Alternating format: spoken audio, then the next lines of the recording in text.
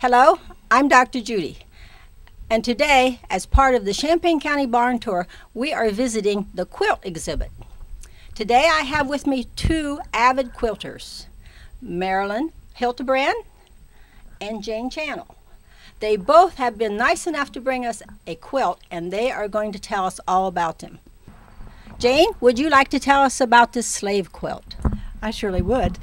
This is called a slave quilt. I had read many stories about this lady, Harriet Powers. She was born into slavery way early in the 1800s.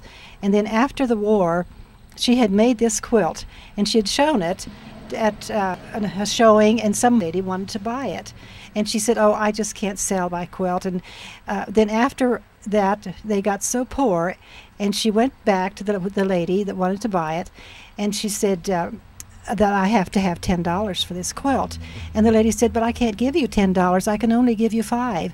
So she went back to the buggy where where her husband was sitting, and he said, "Oh, but we'll have to sell it, just take $5.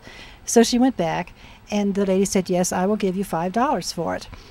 So, but on one condition, that I get to come back to my darling quilt." She called it her darling, and she said, "I will come back and visit it and tell you stories about it." And she had made this quilt. She couldn't read or write, but she had been told all these Bible stories through the years, and so she was such a good person to think and draw the pictures that she made all those, and they all represent stories in the Bible.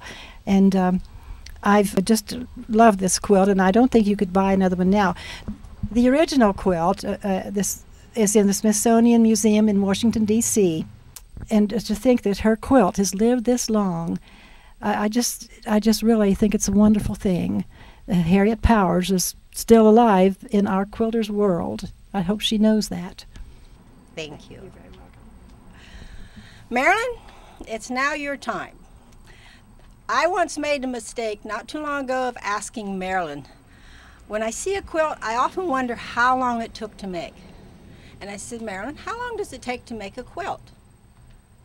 Would you like to tell them what you said to me, Marilyn? Yes, Judy. My quilt took 7 years, and the title of it I named was Bumpy Path to Baltimore. Well, and I'll tell you why. Baltimore quilts were made in the 1900s, and they are mostly the ones that have been restored are in the museums, mainly in Baltimore. So I took a class thinking I went with a friend just so she wouldn't have to drive alone in the evening, and I fell in love with it. And so I bought fabric, and I thought I had plenty, and I didn't. So when you see the center and the outer edges there, they were to match. But of course, in the time of 7 years, I had to go out and buy different color fabrics for the flowers. So Judy, it's all appliqued, and it's hand quilted also, and I use it. Marilyn, I want to thank you for telling me how you spent that 7 years on your quilt. However, why don't you tell me about how this quilt tour started and what we can expect when we come to see it? Okay, well, 2 years ago I was asked to be on by the chamber to be on the barn quilt committee. And so I went knowing that I would just go down the road and see all these barns that I could put a quilt block on. And it evolved that we would have a quilt show. So last year we had 150 quilts, and this year at the show we have over 160 items, plus a boutique. We have miniature quilts, we have crazy quilts, antique quilts, traditional, just every kind of quilt item that you could want to see. And we hope everyone comes to see them. Thank you. You ladies have been a real treasure for me today, and I have one more comment from my buddy Jane.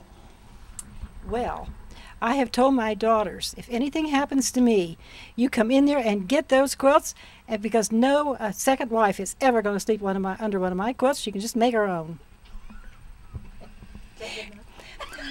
Come on over to the tour. It'll be a great fun.